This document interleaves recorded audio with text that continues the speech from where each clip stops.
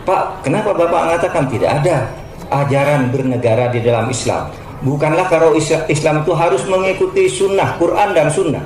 Sedangkan sunnah itu artinya antara lain apa yang dilakukan oleh Nabi. Oke, itu artinya ya. Bukankah Nabi juga mendirikan negara? Kenapa tidak? Kok kenapa bilang tidak ada sistem bernegara? Memang tidak ada, karena kita dilarang oleh agama kita mendirikan negara seperti yang didirikan Nabi. Oke, dilarang. Karena negara yang didirikan Nabi itu teokrasi, di mana Nabi itu mempunyai 3 kekuasaan sekaligus. Legislatif, kalau ada masalah hukum baru, minta ke Nabi. Kalau di Al-Quran tidak ada, tanya ke Nabi. Nabi membuat hukumnya. Kalau sekarang siapa yang mau jadi Nabi?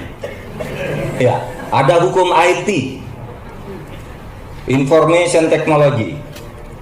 Tanya ke sekarang siapa yang itu? Harus DPR karena tidak ada Nabi. Oleh sebab itu negara seperti Nabi itu tidak boleh. Lembaga legislatifnya itu di dalam negara Nabi adalah Nabi sendiri. Lembaga eksekutifnya Nabi juga. Nabi kan ya lembaga eksekutif yang melaksanakan pemerintahan sehari-hari Nabi. Lembaga yudikatifnya Nabi. Kalau ada orang berperkara datang ke Nabi. Sekarang nggak bisa ada negara seperti Nabi itu.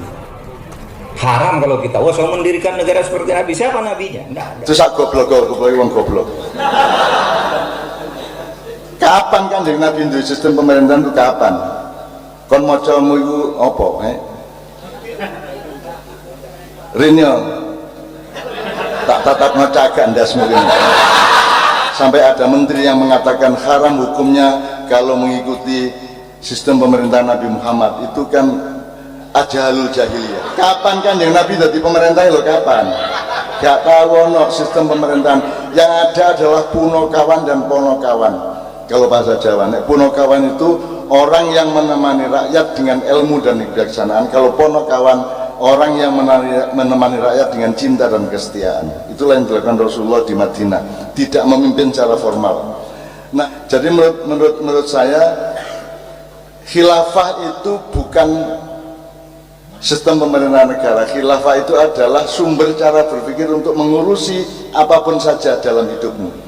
Dari keluargamu, dirimu sendiri, hatimu, pikiranmu, kebunmu, sawahmu, tanamanmu, kencingmu, semua kamu urusi, kamu kelola dengan khilafah itu. Jadi khilafah itu bukan satu bahasa yang bisa dikonotasikan secara padat menjadi sistem. Jakarta gak jelas. Mulane ibu kota Indonesia nek kate pindah ya rene rek nang Jombang rek.